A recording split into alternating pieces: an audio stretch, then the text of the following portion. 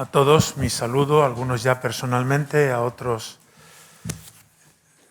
en conjunto.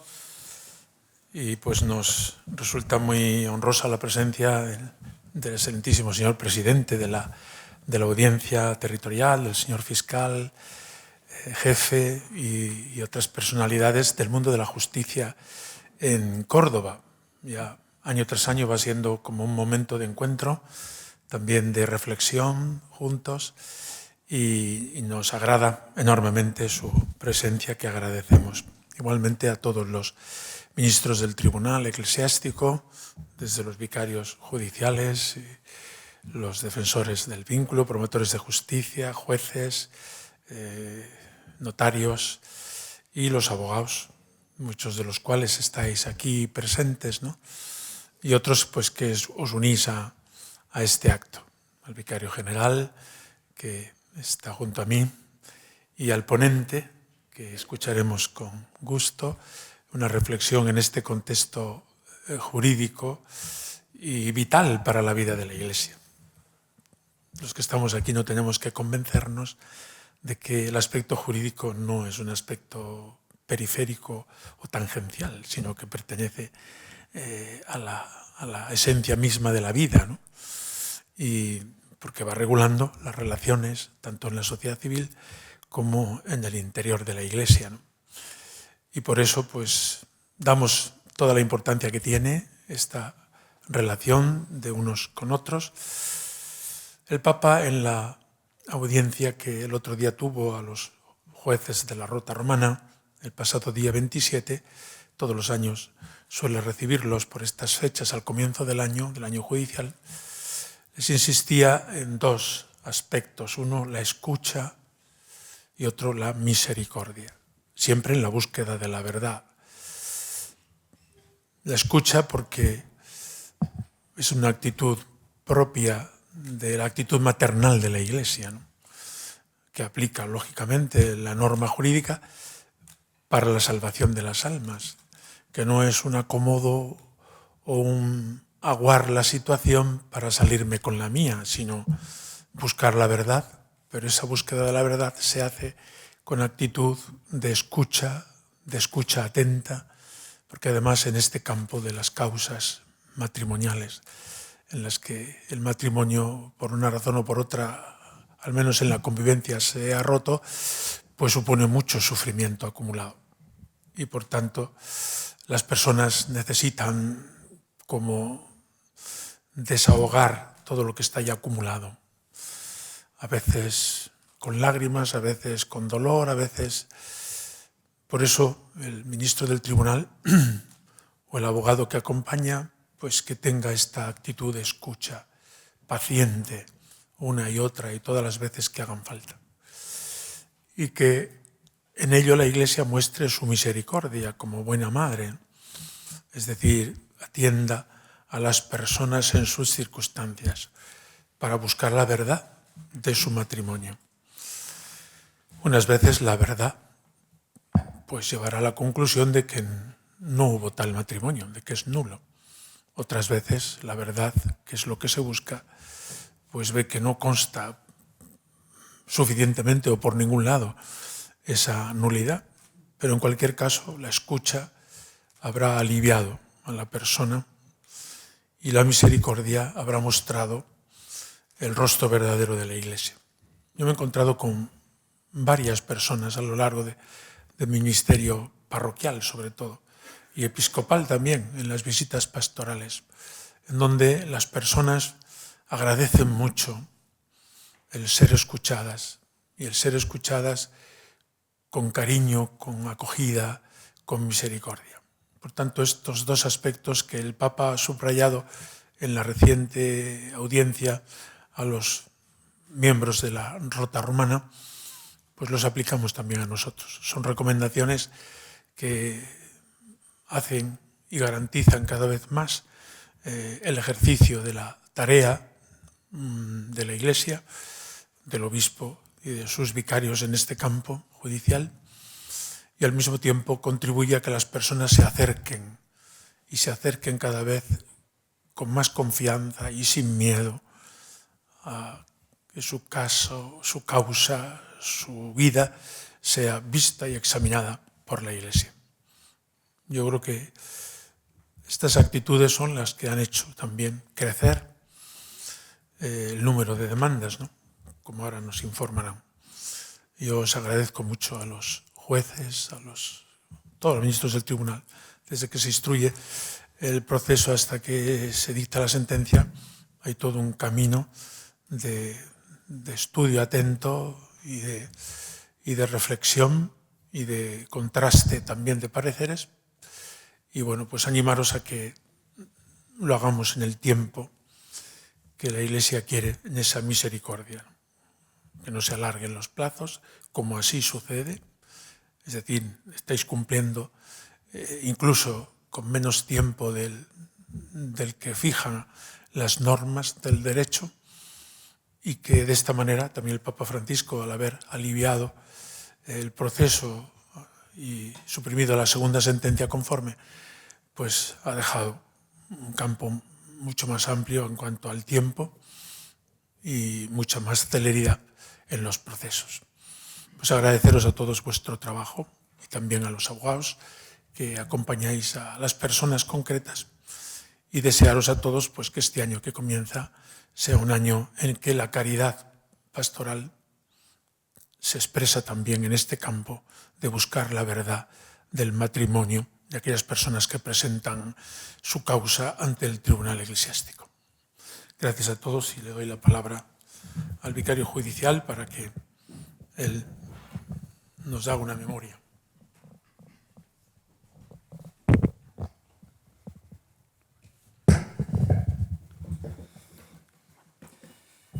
Estimado señor obispo, autoridades, miembros y colaboradores del Tribunal Eclesiástico, con agradecimiento por la labor que cada uno desempeña en el Tribunal Diocesano de Córdoba, quisiera presentar brevemente el informe sobre la actividad judicial correspondiente a este último año 2021.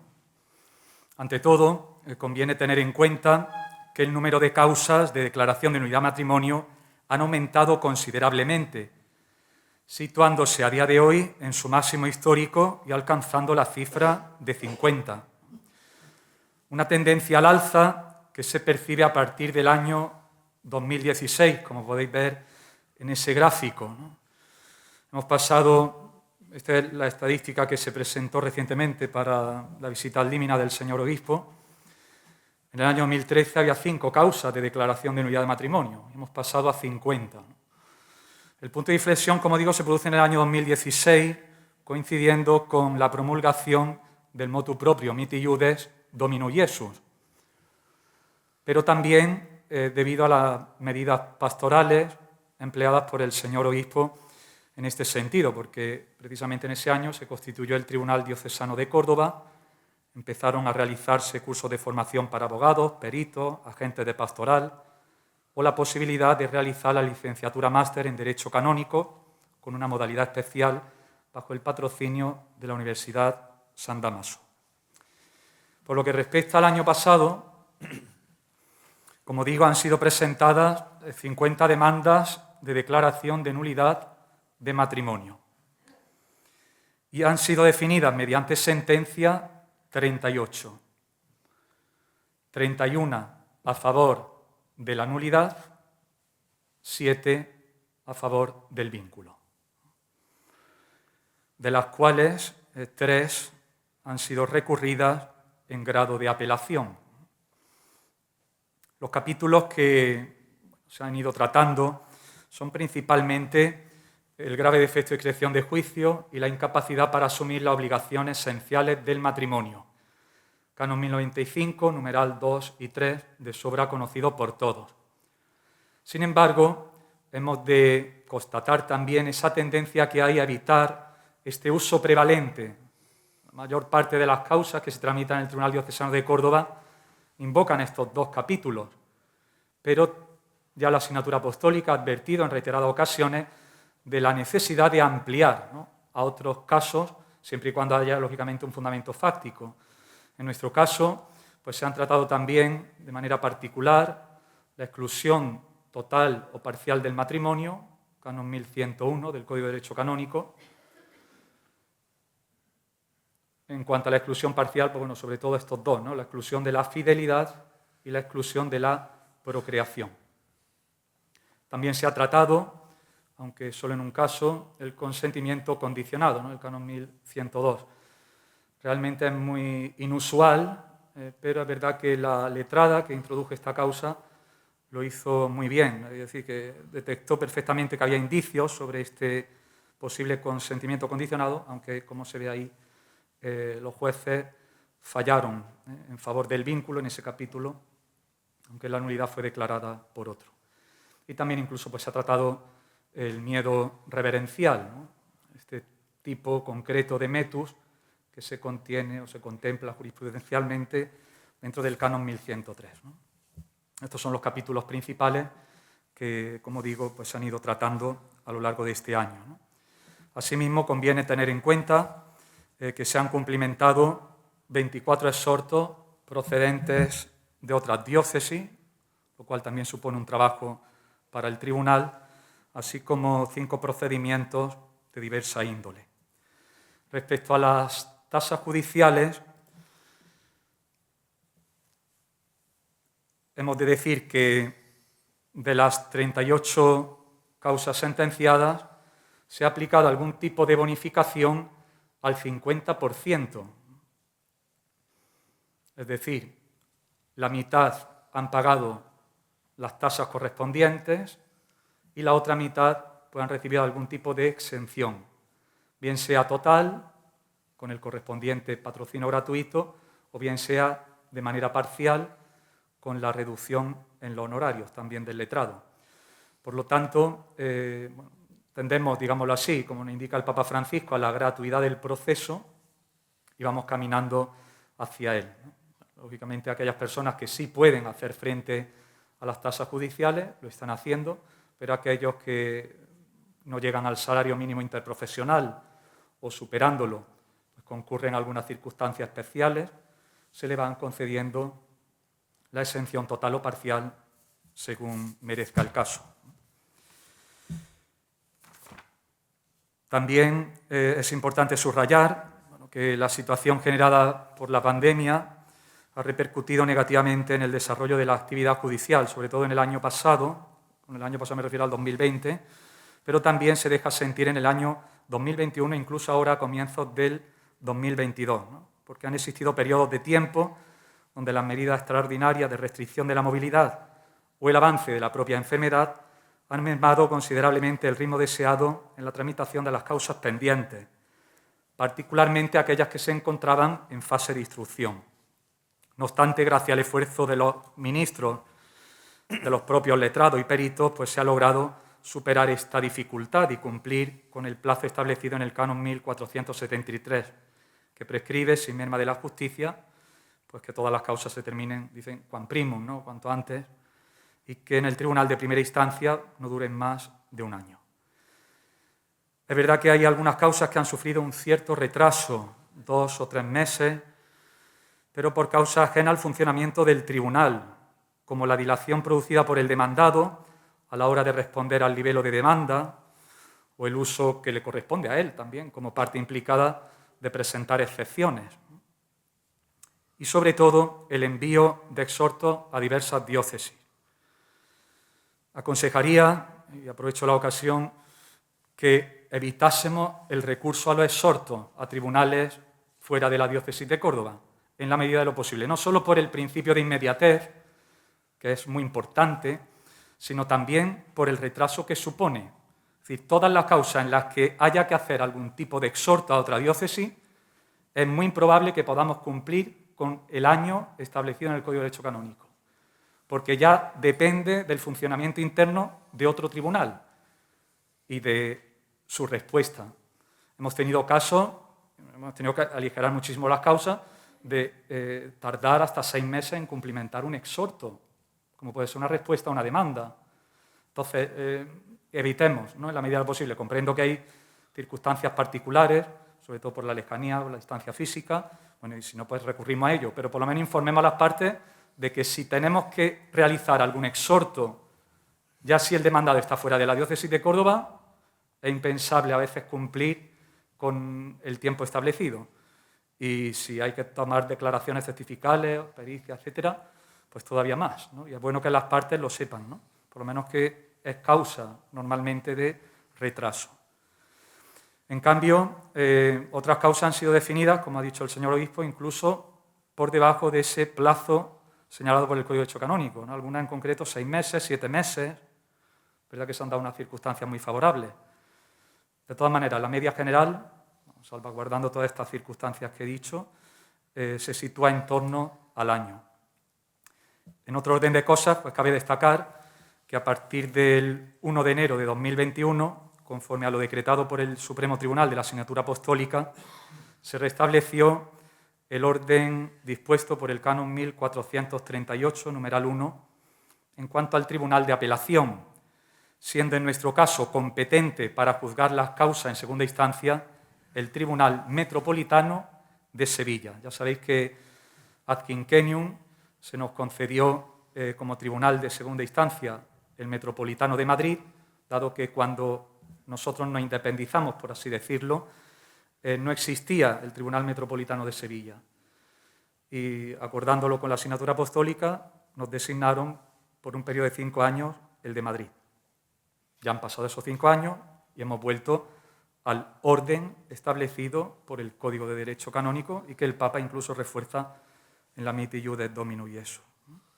En cuanto a la formación continua, pues bueno, este año ha sido también un poco particular, ¿no? Se ha llevado a término el curso específico del Canon 1101, que se inició en el año 2020, se tuvo que interrumpir por la pandemia y se ha concluido ya, ¿no? Y algunos miembros del Tribunal Eclesiástico pues, han participado online en algunos cursos de formación, sobre todo aquellos que ofrece la Asociación Española de Canonistas y el Colegio de Abogados de Madrid, que últimamente, casi cada 2 meses o así, ofrece un curso online bastante interesante, ¿no? Y bueno, son materias que ahora mismo podemos tratar de esta manera, no tanto presencial, esperemos que poco a poco pues, todo se normalice.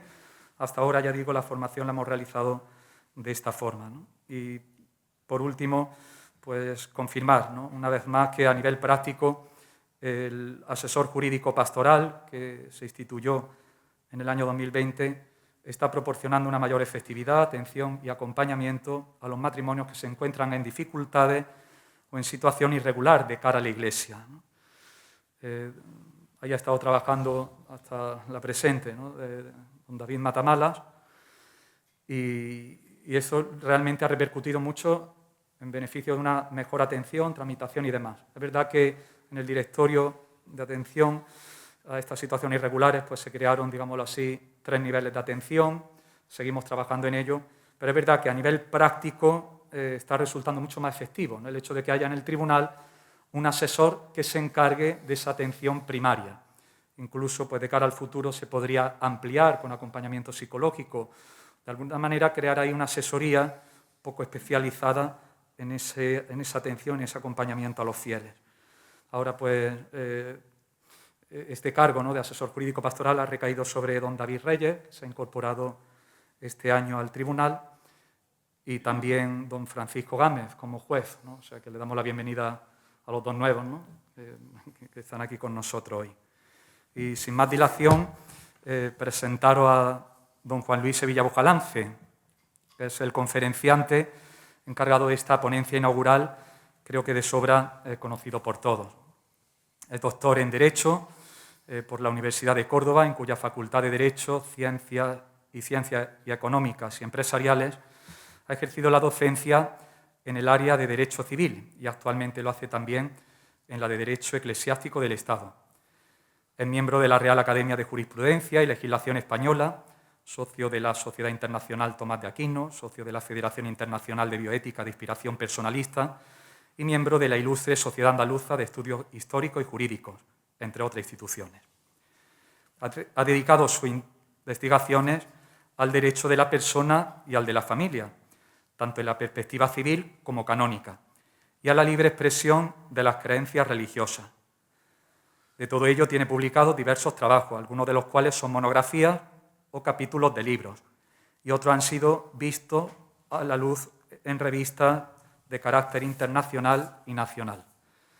Igualmente ha publicado en prensa 2 estudios acerca de la titularidad de la Mezquita Catedral de Córdoba y sus implicaciones jurídicas. Por otra parte, ha impartido diversas conferencias sobre materias jurídicas y otras relacionadas con cuestiones históricas y filosóficas, algunas de las cuales también se han visto publicadas. Participó como alumno en nuestro primer curso organizado sobre la nulidad del matrimonio canónico, conforme a la legislación del Miti Iudes Dominus Iesus, promulgada por el Papa Francisco. Y actualmente se encuentra cursando Ciencias Religiosas en el Instituto Beata Victoria Díez de la Diócesis de Córdoba. Le damos la palabra.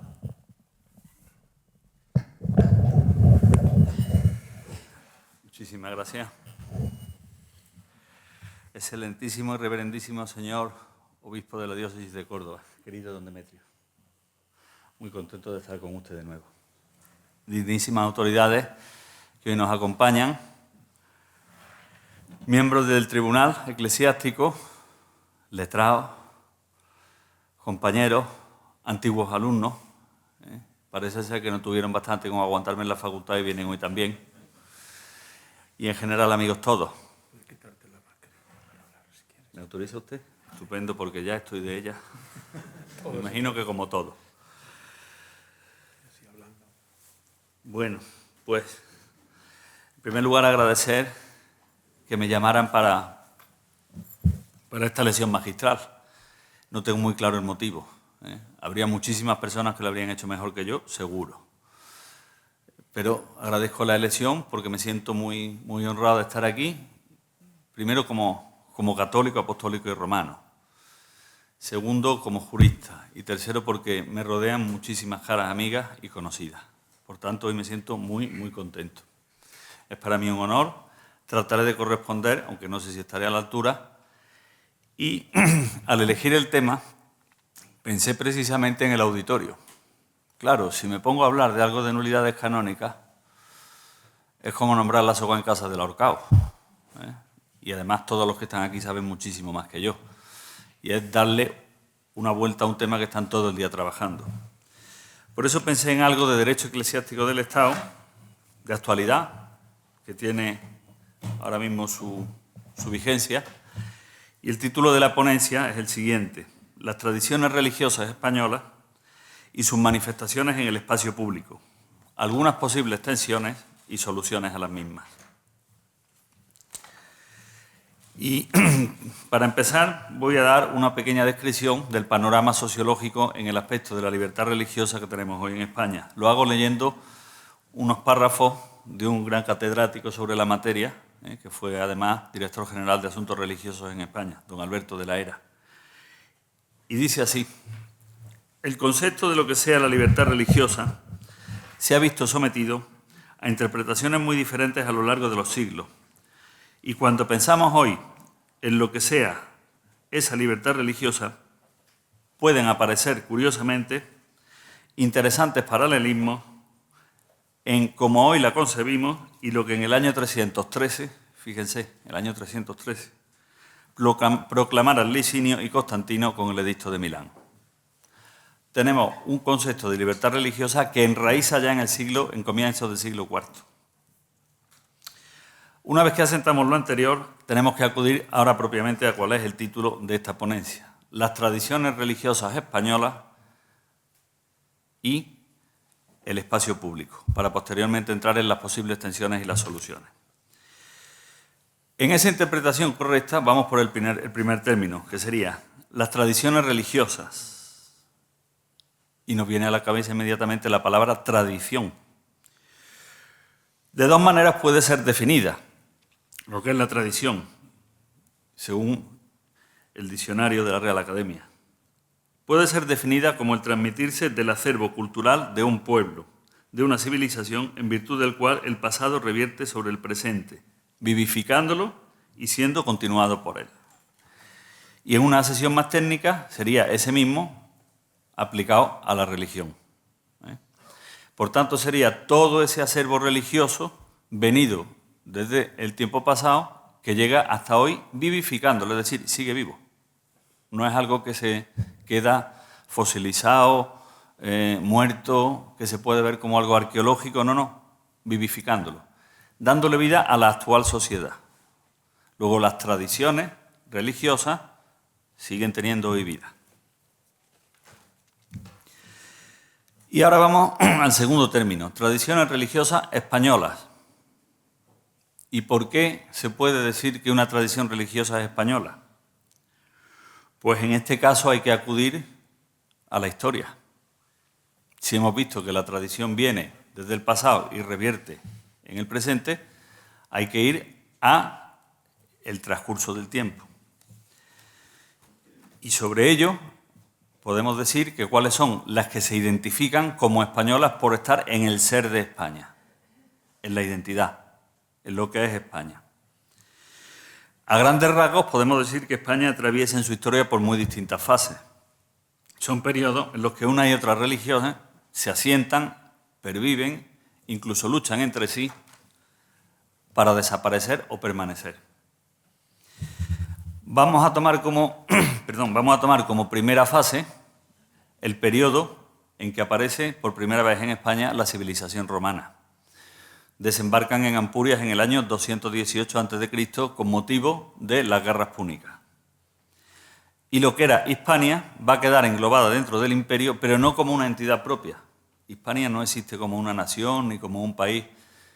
Es un territorio que conforma dos provincias. Una capital en la una capital Tarraco, en la tarraconense, y otra precisamente en Córdoba, en la bética.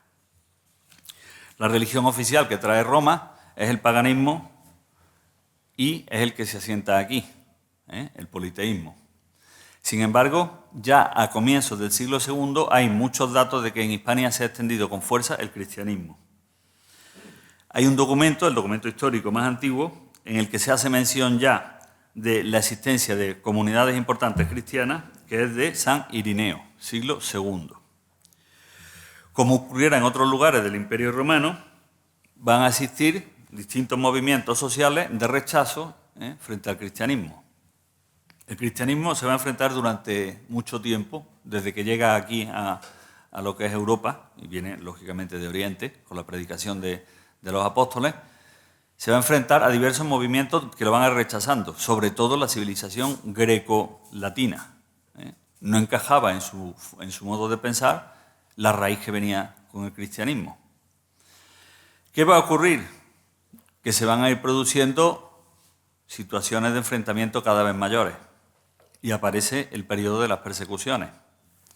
Un periodo de persecuciones que va a terminar con la más sangrienta de todas, la de Diocleciano. En ese periodo, en esa persecución, precisamente va a destacar Córdoba. Córdoba va a ser una ciudad en la que hay numerosos mártires. Nuestros patronos de la diócesis, San Aciclo y Santa Victoria, fueron víctimas de la persecución de Diocleciano. Pero durante muy poco tiempo va a durar esa persecución. En el año 313, por el edicto de Milán y Nicodemia, porque se proclaman las dos ciudades, Constantino y Licinio declaran la libertad de religión en todo el territorio del Imperio Romano. Un poco más adelante, lo que va del 313 al 380, no más, se avanza un paso en esa misma dirección y quizá en exceso. Y es que el que fuera el general Teodosio, que era español, pasa a ser emperador y, por medio de la Constitutio Custos Populos, declara el cristianismo religión oficial. Roma pasa a ser oficialmente cristiana. Con Constantino hay libertad de creencias, pero no solo para el cristianismo, para cualquier religión. Con Teodosio no hay libertad de creencias. Incluso se combate por las armas al paganismo politeísta que existía antes. En este escenario, el 380, nos vamos a encontrar con que en breve va a tener lugar otro acontecimiento fundamental en la historia, que nos va a hacer ver cómo Hispania pasa por esas distintas franjas y se va forjando una identidad. Van a aparecer los visigodos en el suelo español. Una guerra entre francos y visigodos después de la caída del Imperio Romano, que es en el 476. Una guerra entre francos y visigodos desemboca con la victoria de los francos y los visigodos aparecen en la península ibérica en el 507. Derrotados por los francos, tienen que huir hacia el sur. Y se asientan en Toledo. Allí asientan la capital en Toledo. Fundamental el periodo visigodo. Por dos motivos. Primero, porque se le da por primera vez estructura de Estado a Hispania. Con Roma éramos dos provincias. Con los visigodos somos ya un Estado con toda la estructura necesaria, política, jurídica y sociológica. Pero, y esta es la segunda cuestión, hay una división al principio que fragmenta a la sociedad y es la religiosa, precisamente. Los visigodos son arrianos. La población hispano-romana que había aquí era católica. Y no se fragua la unidad precisamente por esa fragmentación que hay. Los hispano-romanos no aceptan, por la buena, pero se tienen que someter, pero no aceptan la potestad de un rey que sea arriano. Y llega a haber incluso una gran, por así decirlo, un gran enfrentamiento hasta que desemboca en una guerra entre Leo Vigildo, que incluso llega a matar a su propio hijo, Hermenegildo, que era católico. En esa guerra de religión perece Hermenegildo. Al fallecer Leo Vigildo, sube al trono el otro hijo, que es Recaredo, y de los primeros actos que lleva a cabo en el Tercer Concilio de Toledo, donde Demetrio conoce bien Toledo, lo conoce muy bien, y toda la historia ahí es preciosa. Pues precisamente en el Tercer Concilio de Toledo, en el 589, Recaredo se convierte, él y toda la corte y todo el reino, al cristianismo católico. Luego, de nuevo, Hispania es católica. Ha habido un pequeño periodo en que estaban enfrentados los arrianos y los católicos, ya está. Pero si nos fijamos, desde Roma hasta el 589, muy poco espacio de tiempo que no haya sido cristianismo católico. En poco tiempo aparecen los musulmanes en la península ibérica, en el 711, y al 718 ya están en Asturias. ¿Qué creencia traen? La suya, el Islam. El Islam. ¿Y cómo se relaciona con la creencia que hay en la península? En teoría, con tolerancia, en la práctica no. Lo de la convivencia de las tres culturas y los chorritos de agua y los arrayanes, ni vinieron al Carrefour de compras, venían a quedarse con esto. Claro, es que hoy nos cuentan que venían a un territorio un poco... No, venían a quedarse con esto por la fuerza, y por la fuerza lo hicieron. ¿Su forma de someter a los pueblos? Pues por medio del sistema de los impuestos de la dimná, con los que se le reducía al mínimo su sustento, sus posibilidades, sus cultos, su vida. Claro, no era la persecución sangrienta en principio, pero iban perdiendo fuerza, se iban desanimando y desaparecían. ¿Qué ocurría? La emigración de los mozárabes del sur al norte, a los reinos que eran cristianos. Sí hubo persecución también durante un periodo del Islam. Es cierto que hubo un califa más tolerante, Al-Hakam II. Fue el califa el más culto, el más sabio, el más tolerante, pero el resto poco. Y hay una persecución especialmente fuerte en el 851 con el califa Muhammad, en la que suena un nombre también conocido, el de San Eulogio de Córdoba. También perece.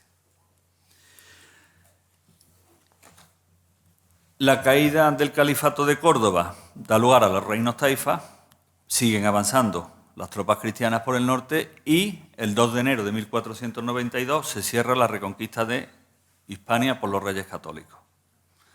Son expulsados los musulmanes y también los reyes católicos en ese mismo año, por un decreto del 31 de marzo, expulsan a los judíos. Se puede hablar mucho de la expulsión, de las causas, pero lo cierto es que había muchos en Hispania. Eso es algo que no se cuenta. Hispania fueron los reinos más tolerantes con los judíos de toda Europa. Ahora nos ponen el San Benito de que los echamos, pero es que estaban aquí porque los echaron antes del resto de Europa. Después del Concilio de León, en 1215, se declaró herético el Talmud. Los fueron expulsando de la República de Venecia, de Polonia. En algunos sitios los torturaban y se vinieron a Hispania porque había dos soberanos que no pusieron ningún inconveniente a que vivieran y practicaran su fe. Jaime I el Conquistador y Fernando III el Santo. Luego sí, dicen que somos los que los expulsamos, pero estaban aquí por algo. A partir de los reyes católicos, lógicamente, la creencia es católica. Y sigue ya sin detenerse, sin apenas ningún espacio en lo que no siga siendo la religión católica, ya toda la historia de Hispania. Todos los reinos unidos ya bajo la corona de Isabel y Fernando, y llegamos hasta 1978. La Reforma Protestante tampoco tuvo fuerza aquí. Precisamente a la cabeza de la defensa del catolicismo estaban Carlos I de España y V de Alemania, emperador, y su hijo Felipe II, en la Contrarreforma. Luego España no se vio sacudida por el protestantismo.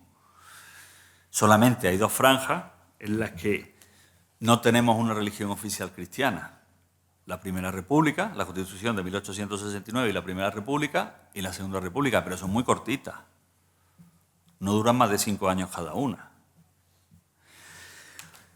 ¿Qué conclusión extraemos de todo esto?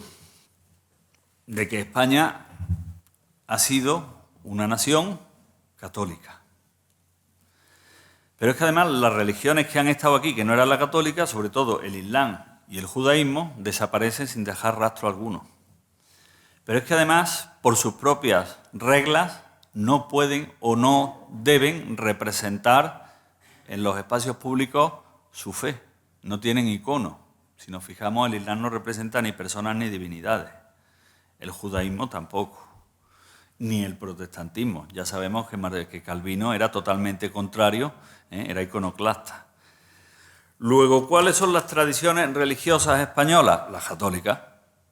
Pero que esto no es que yo esté discriminando a los no católicos, es que no ha habido otra posibilidad. Si hemos sido católicos durante todo ese tiempo y las otras religiones que ha habido no han dejado representación alguna, la tradición religiosa española es la católica. Eso de cajón. No es una discriminación como puede parecer. Hombre, es que está diciendo que los otros no. Me ciño a datos históricos y objetivos. ¿Y cuáles son esas tradiciones que hoy se mantienen? Porque hemos dicho que la tradición revierte y pervive hoy día en el espacio público, que es ya el tercer apartado del título de la conferencia. Pues las que vemos a diario y las que vemos normalmente. Pero las más importantes, la Navidad, la celebración de la Navidad, con sus manifestaciones, los belenes, el árbol de Navidad, la cabalgata de Reyes, la Semana Santa, que está por venir, si Dios quiere lo veremos en la calle. Yo estoy deseando. Estoy deseando vestirme de negro y salir ya, porque ya, como dice por ahí, tengo el mono del incienso. Con sus procesiones y sus Vía Crucis. La festividad del Corpus Christi, fundamental, el cuerpo y la sangre de nuestro Señor Jesucristo. Y luego otras muchas. Señalada la Cruz de Mayo, porque no deja de ser el símbolo principal del cristianismo en medio de la calle. Y luego las romerías, esas hay las que queramos. A España le gusta una romería, pero vamos. Hombre, yo señalo siempre dos por su antigüedad. La del Rocío y por la de gente que acude. La del Rocío y la de la Virgen de la Cabeza. Pero romerías tenemos todas. Aquí tenemos pronto la de San Álvaro, las de Linares, nos despiertan con los cohetes un domingo a las 8 de la mañana. Bueno, pues son expresiones en el espacio público de una creencia, no son nada más que eso, y de la creencia religiosa. Y aquí entramos en el tema del choque con el derecho. Hemos establecido cuáles son las tradiciones religiosas españolas que se manifiestan en el espacio público. Y hay que encontrar o ver dos aspectos. Uno, ¿cómo es que se manifiestan en el espacio público siendo España un Estado que no es confesional hoy? Porque hasta 1978 lo fue, y durante todo el tiempo que hemos visto lo fue, salvo esas dos franjas. Pero hoy no lo es. Y se expresan en el espacio público. Y por otro lado,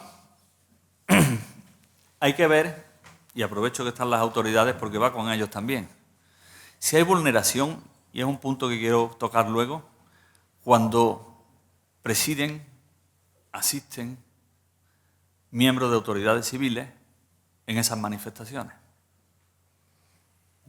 De eso vamos a hablar por las tensiones que se suscitan.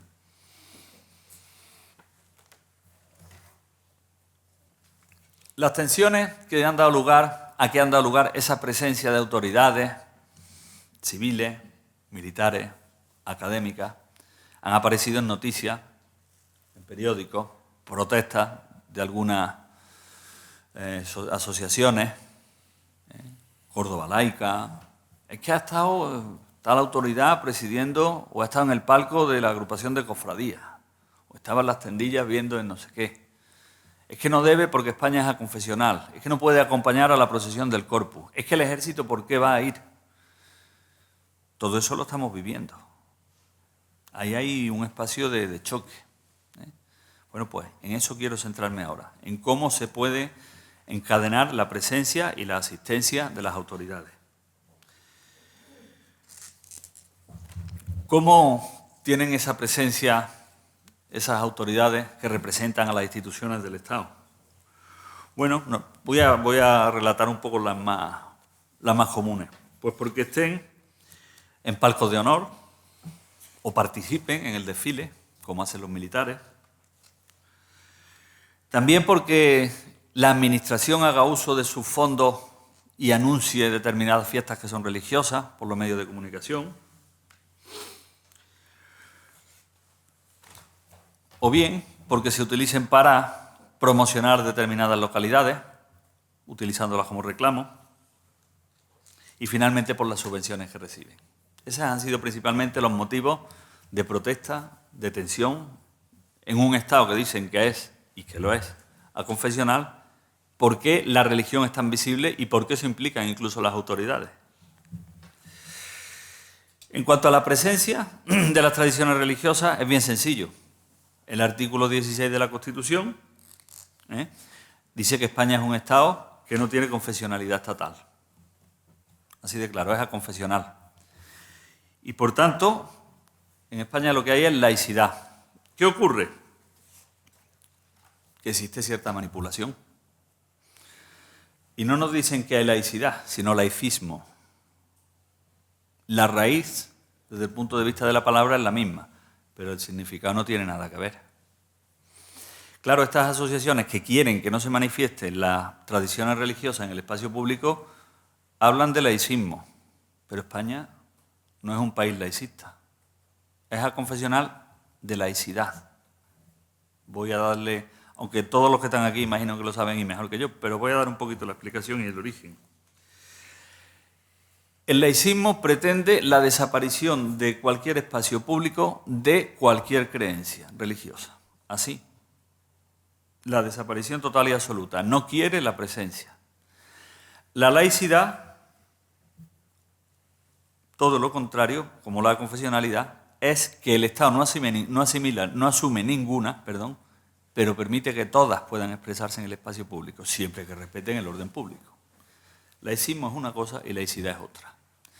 ¿Y de dónde viene ese laicismo hoy? Porque, hombre, España ha sido católica oficialmente hasta 1978.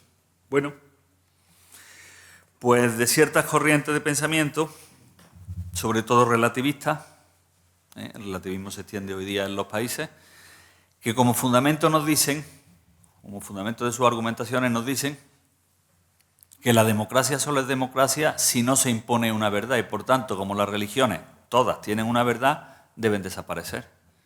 Es decir, toman como excusa la democracia y el que no haya una verdad para que la religión no aparezca. Así de sencillo.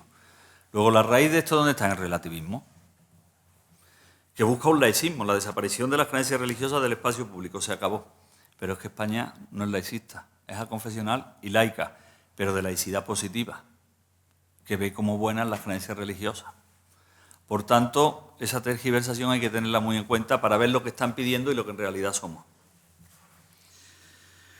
En cuanto a las tensiones que se pueden provocar, porque ya hemos visto el fundamento para que las tradiciones religiosas estén en el espacio público. Ahora, en cuanto a las tensiones que se pueden provocar por la participación de las autoridades en ese espacio. Bueno, pues hay una serie de argumentos sociológicos que lo permiten con toda tranquilidad, y más en un país que es del tipo que es España, confesional.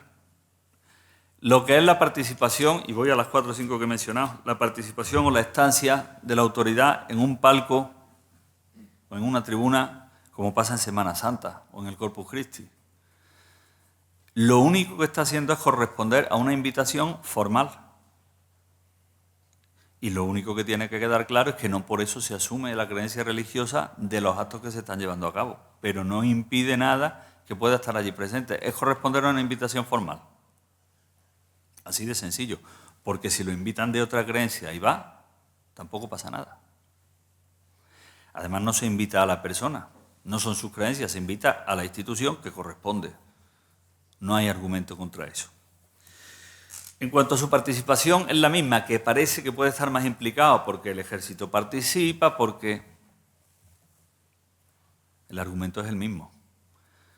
O bien que lo invitan, o bien que existe una tradición desde siglos que están vinculados algunos cuerpos del ejército o distintas instituciones con una cofradía o una corporación. Nos viene a la cabeza inmediatamente lo que es el traslado del Cristo de la Buena Muerte en Málaga, o el de aquí, el Cristo de la Caridad, que todos los años viene el tercio gran capitán y lo acompaña. ¿Se está vulnerando la laicidad del Estado porque un cuerpo militar del Estado español acompaña a un crucificado? No.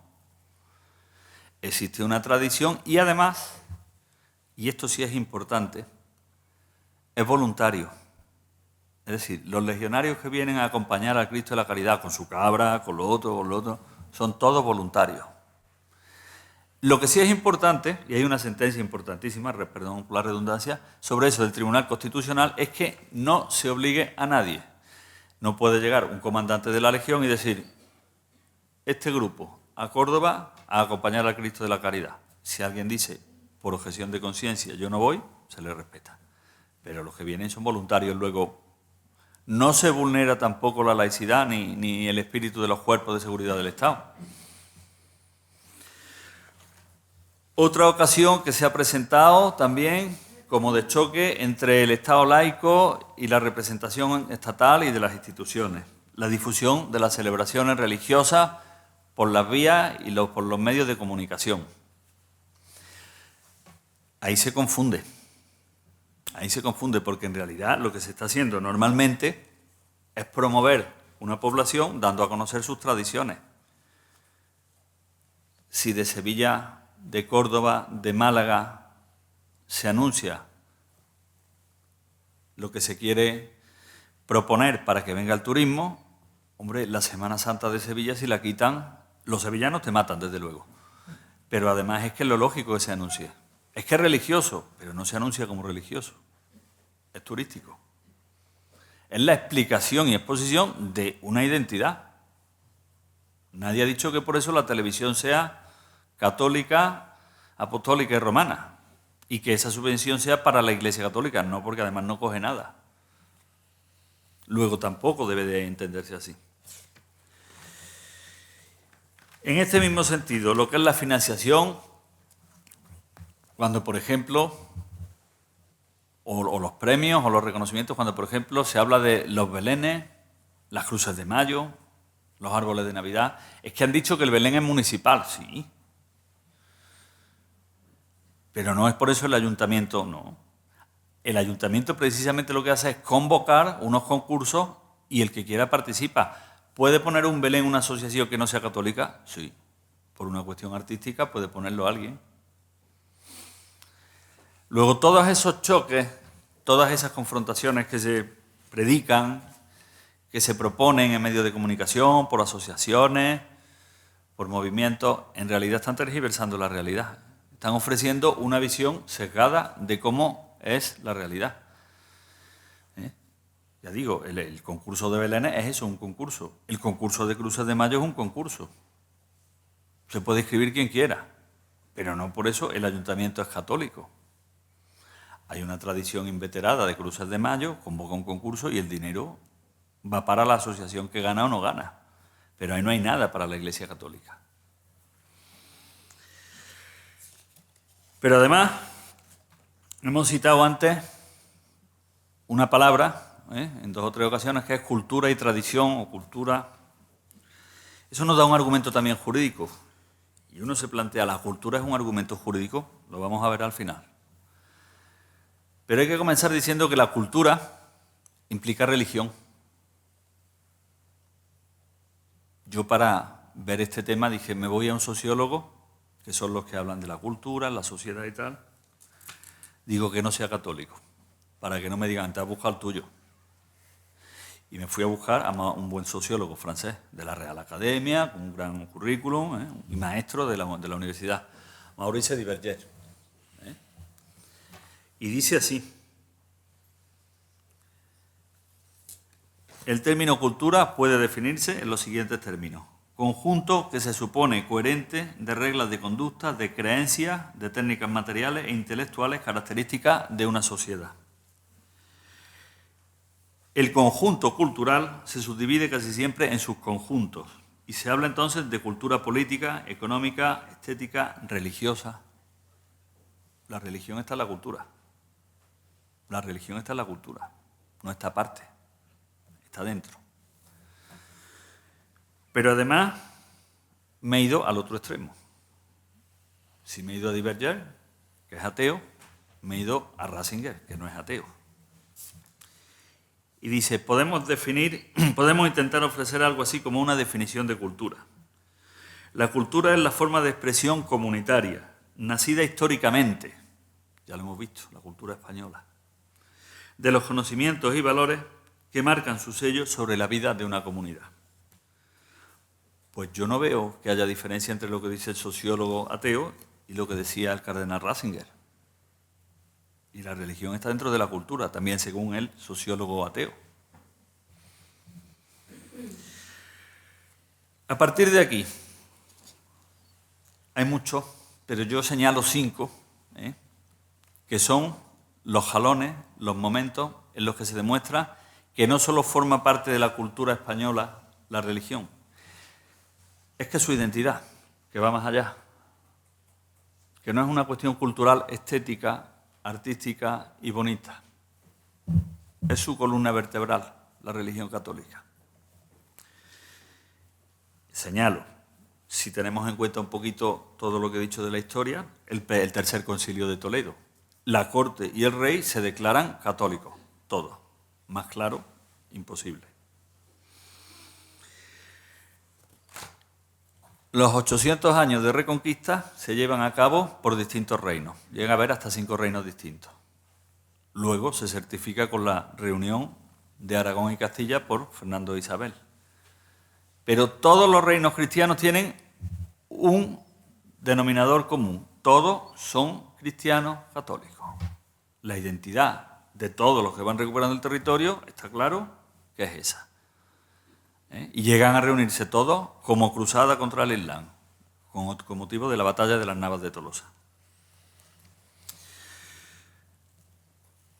Con Carlos I y Felipe II, España se adhiere formalmente a Roma frente a todo el protestantismo y se pone a la cabeza. Símbolo de identidad. España es católica. Con la Ilustración, que ya es más próximo, y la Revolución Francesa, aquí fracasan sus principios. Entran algunos aspectos jurídicos, Código Civil, algunas otras cuestiones. La religión no. Pero es que muy poquito después viene la Constitución de Cádiz. Y siendo una constitución liberal, la primera constitución, liberal por completo. Sin embargo, hay un aspecto que no tocan. España es católica. Más, en el frontispicio de la Constitución, en el preámbulo, dice como invocación: Dios Todopoderoso, Padre, Hijo y Espíritu Santo, autor y supremo legislador de la sociedad. La Constitución de Cádiz, la liberal Constitución de Cádiz. ¿Por qué?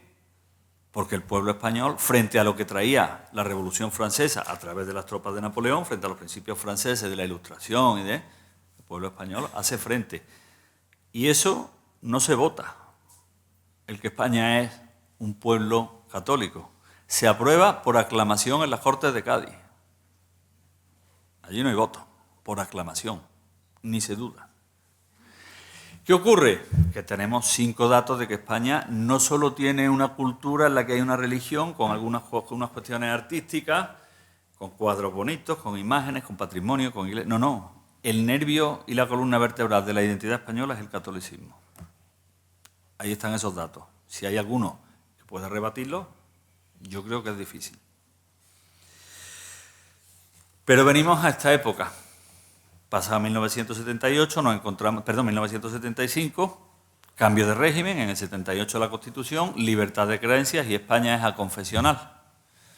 Oficialmente ya no es católica.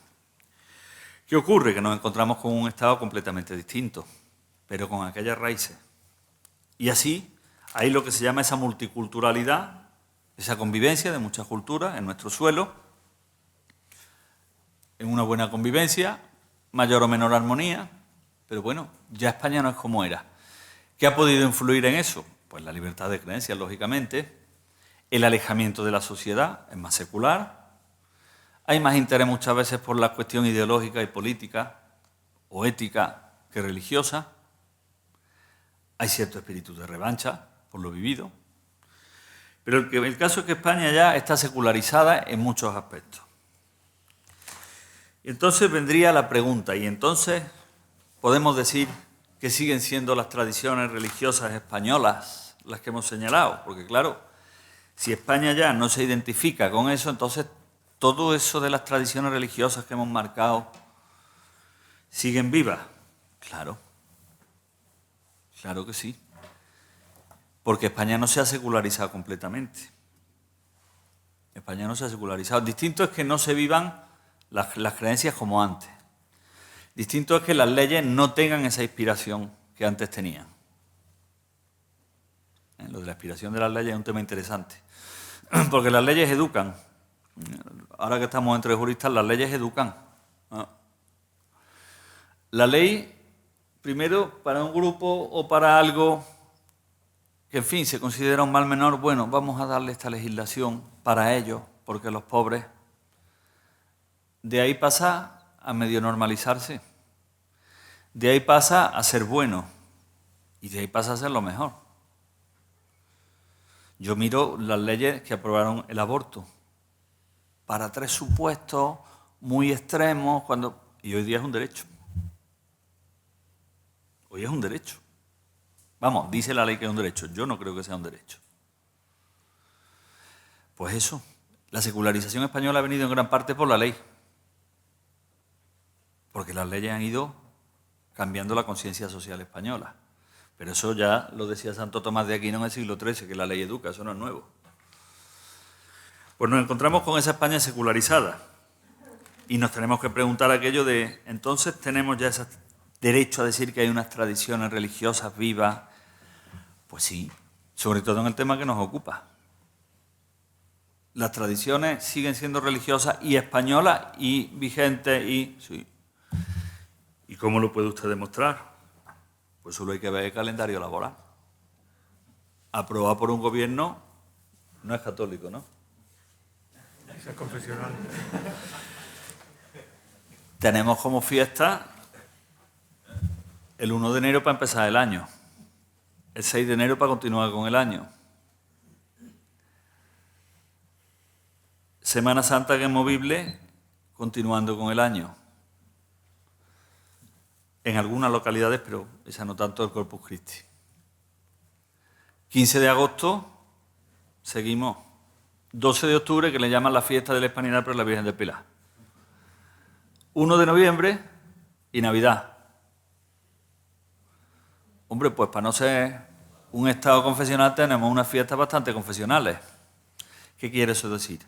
Que España no está tan secularizada en muchos aspectos y que seguimos teniendo nuestras tradiciones religiosas vivas y que revierten en la sociedad desde hace siglos. Y que son nuestra cultura, lo que decía antes. Son nuestra cultura. ¿Y por qué hago tanto hincapié en la cultura? Porque, claro, si no hay un respaldo jurídico, esas tradiciones no se pueden mantener. Distinto es que se puedan manifestar, y otras que participen las autoridades y otras que se tengan que tener en cuenta como tales. Bueno, pues hay un artículo de la Constitución que no se suele citar mucho, que es lo que nos va a dar el juego. Dentro del artículo 16 hay un tercer apartado, que es muy importante. Dice, ninguna confesión tendrá carácter estatal. Los poderes públicos tendrán en cuenta las creencias religiosas de la sociedad española. Eso no lo cuentan. Los poderes públicos tendrán en cuenta las creencias religiosas de la sociedad española y mantendrán las consiguientes relaciones de cooperación con la Iglesia Católica y las demás confesiones. De eso se habla poco, sobre todo los laicistas. Eso de tener en cuenta las religiones parece que no les gusta mucho. ¿Cómo se puede interpretar eso de se tendrán en cuenta? Yo recojo aquí unas palabras de un gran profesor de eclesiástico, que también es filósofo, que es don Pedro Juan Viladrich, conocerá, que dice: los poderes públicos deberán tener en cuenta el factor social religioso. Hay un mandato, no es que puedan tener en cuenta, no, deberán tener en cuenta el factor social religioso de la sociedad española y deberán tenerlo en cuenta precisamente como factor social. Nótese el matiz, como factor social real que se halla en la sociedad española según un arraigo, una extensión e importancia y una tradición muy diversa. Los poderes públicos tienen que tener en cuenta, según la Constitución y por mandato, tienen que tener en cuenta las creencias religiosas de la sociedad española y cada una cuál es la religión que tiene más peso.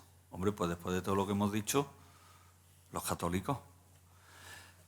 Que no es que puedan tener en cuenta, que es que los poderes públicos tienen que tenernos en cuenta. Constitución, ¿eh? No es ningún texto canónico ni nada de eso. ¿Cuáles son los criterios para tenerlo en cuenta en mayor o menor medida? También dice Viladrich: su arraigo, importancia, tradición y extensión, peculiaridades, características orgánicas y específicas.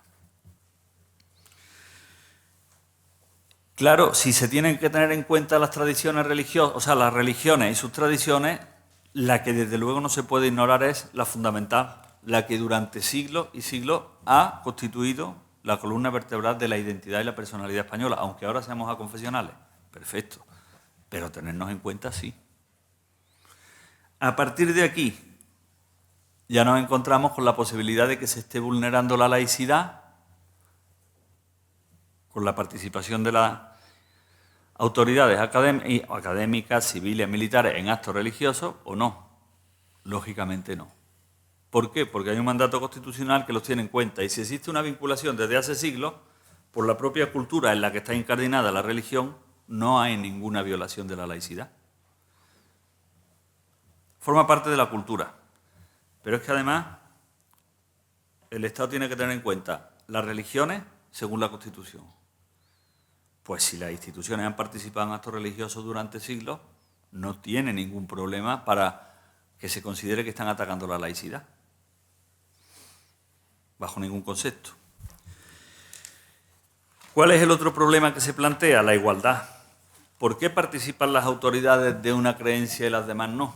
¿O por qué se favorece con su presencia a unas y otras no? ¿Son todas iguales? No. No. Hay un aforismo jurídico, ya que estamos entre juristas, que dice que no hay mayor desigualdad que tratar igualmente a los que son distintos. Y las religiones no son todas iguales, por su arraigo, por su notoriedad, por su extensión, como aforismo jurídico. Luego el profesor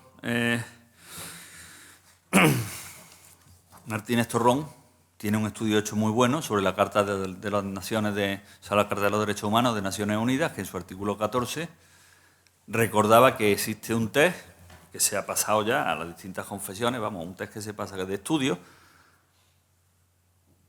y confirma que esa igualdad no tiene por qué ser equivalente a todos y en la misma medida. Que las mismas Naciones Unidas dicen que la igualdad no es porque todas sean iguales, sino simplemente que todas tengan consideración jurídica, pero cada una en su medida. Que todas las religiones deben estar abiertas a que el Estado coopere con ellas, pero no todas iguales, porque no son todas iguales.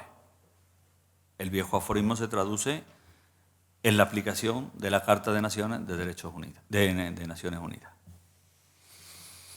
Conclusiones. Somos un Estado aconfesional. El espacio público podemos ocuparlo tranquilamente siempre que no alteremos el orden público. No hay laicismo, hay laicidad. Nuestras tradiciones tienen un arraigo que forman parte de la cultura. En ellas puede participar quien quiera y siempre que se deje bien claro que no se asume como religión las autoridades. Y ese es un camino que hoy tenemos que alentar. porque estamos en una situación que no vamos bien. Actuaciones de gobierno o de políticos van contra eso, movimientos sociales van contra eso. Tenemos que manifestarnos en el espacio público como cualquiera. Eso significa que los católicos sean testigos. La palabra es testigo. Yo le tengo especial cariño a alguien que siempre nos va a acompañar en eso. Es María, Reina de los Testigos. María, Reina de los Mártires, es la de mi cofradía y a la que quiero mucho. No nos va a fallar nunca. Muchísimas gracias.